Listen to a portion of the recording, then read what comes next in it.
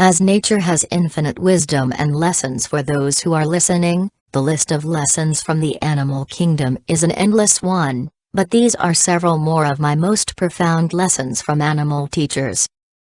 1. Always trust your instincts.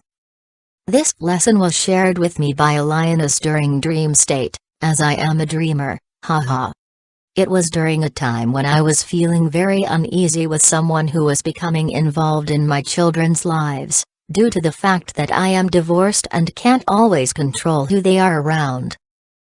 I had no logical reason to not like this person, but something about them just felt off. After weeks of trying to convince myself that I was just being paranoid, a lioness visited me in a dream. She was walking with me and my children, and she was coming close enough to rub against them and lick their hands. My kids were at first a little uneasy about this, but I quickly assured them, "It's okay, she's here to protect you." I then heard her say as she looked at me, "Always trust your instincts." When I awoke from that dream, I realized that my instincts had been right, and I quickly took necessary steps to stop involvement of this particular person in my children's lives. Time has since proven that my instincts were indeed correct about this person, and I will not be doubting myself again. Lionesses are fiercely protective of their young, and they know that they can trust their intuitions. I am so grateful to the lioness for giving me the confidence to do what I had to do to protect my cubs. 2.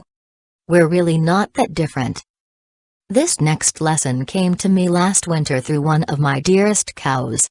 It was on a day where I was feeling particularly lost and confused. It was my first calving season of being a vegetarian, and needless to say, I was quite at arms about my livelihood. Everything I knew to be true in my life, and had previously identified with, was changing.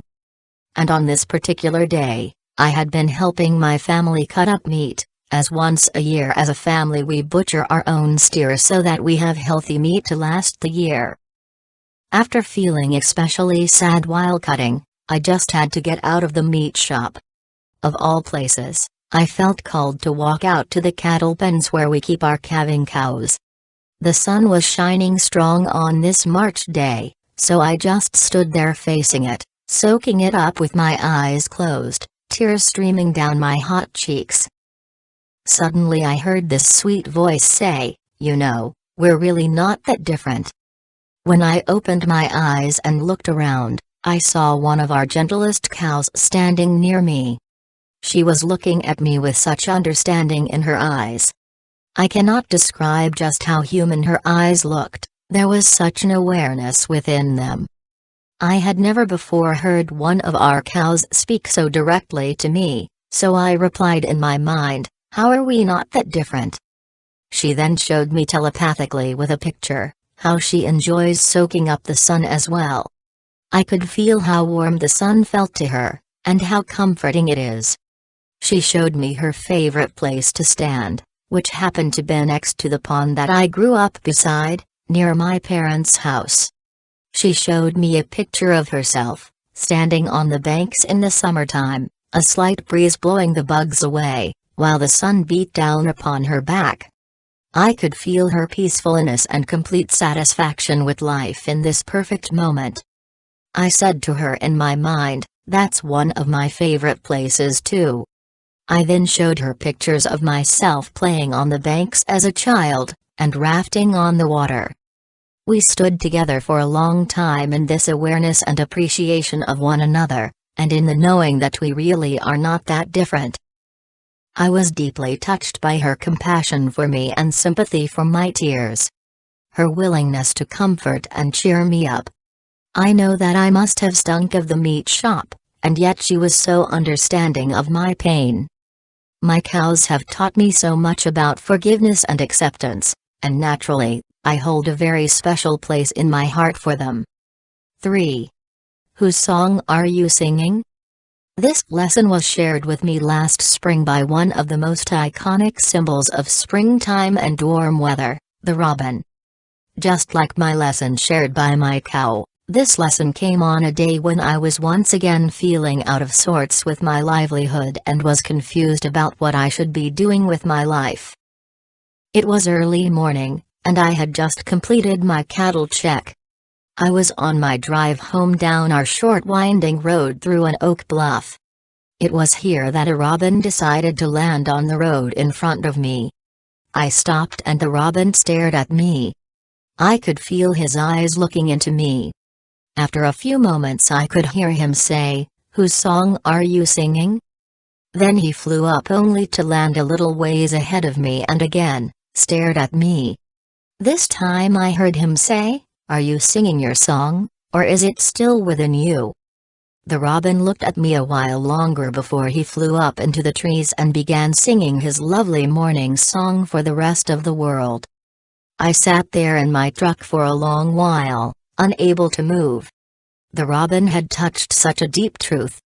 Until that point, I had never asked myself these questions. My life was changing so quickly, and I was trying to fit into what I used to be, instead of who I really was. The robin was right, I wasn't singing my song. At least not the song that was true to me now. This song was still inside of me. I hadn't been using my voice because I was afraid that people wouldn't like what I had to say, and that they would no longer accept me. But the robin does not worry about such things. He has a song to sing, and so he sings it. And he brightens the world because he does. After this encounter, I knew that I had to start writing again, and that I had to share my writing with the world. I am eternally grateful to the robin for his wisdom. 4. You still have work to do. This lesson came by way of a rat, and I have to admit, as a born and raised farm girl, I'm ashamed of how freaked out I am by the sight of a rat. I'm not talking hop on a chair and shriek, I'm talking paralyzed in terror and hyperventilating kind of freaked out. I know, how can someone so connected to nature be freaked out by an animal? I've asked myself this same question, many, many times. I know that all animals have a purpose, and that none of them are bad.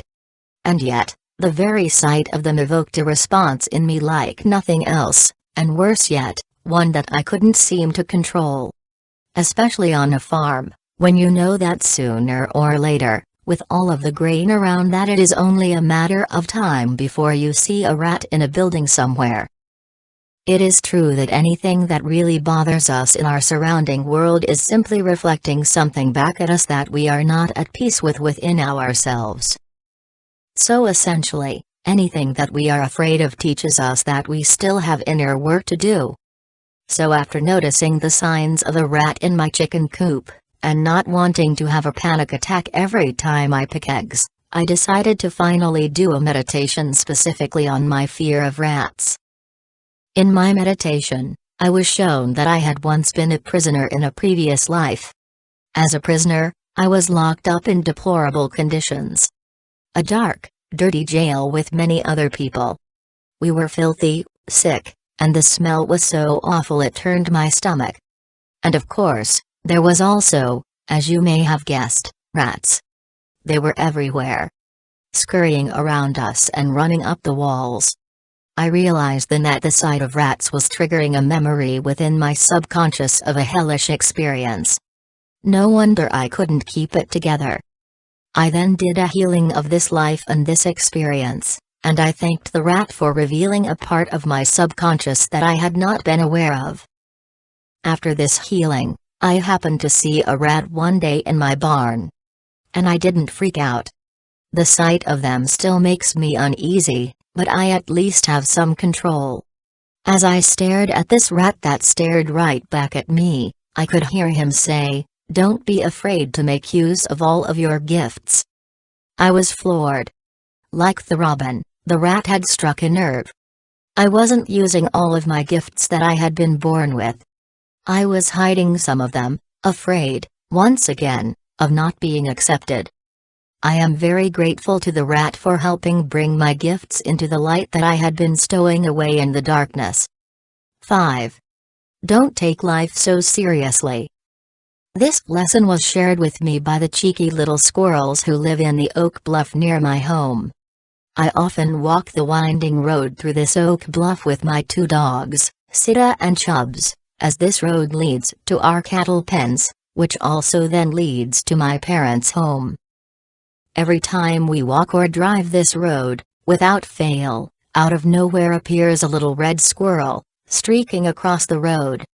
And every single time, without fail, Sita and Chubbs go chasing after them. The squirrels seem to stay just far ahead enough of the dogs to avoid capture before they climb up into the safety of a tree. And then they chatter back at the dogs, taunting and teasing. One can't help but laugh at the silliness of it all. I have often thought that if the squirrels didn't like being chased, then why do they always run out in front of us? Squirrels tend to be a bit of a contradiction. They work tirelessly collecting acorns to stow away for the winter, much more than they can ever use for themselves, and yet, they never miss an opportunity to take time out to play.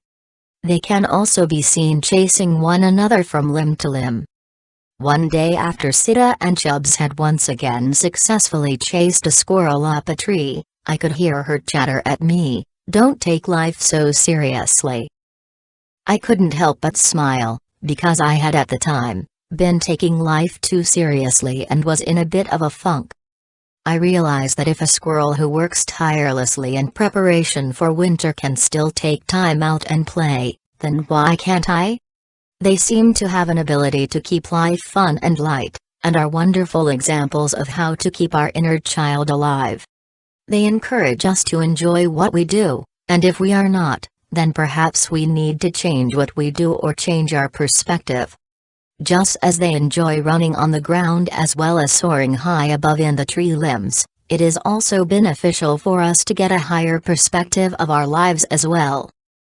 Nature has a way of guiding us with exactly what we need when we need it. All we have to do is be aware of the wisdom that is around us and available at all times. Love and warmest blessings. Jesse.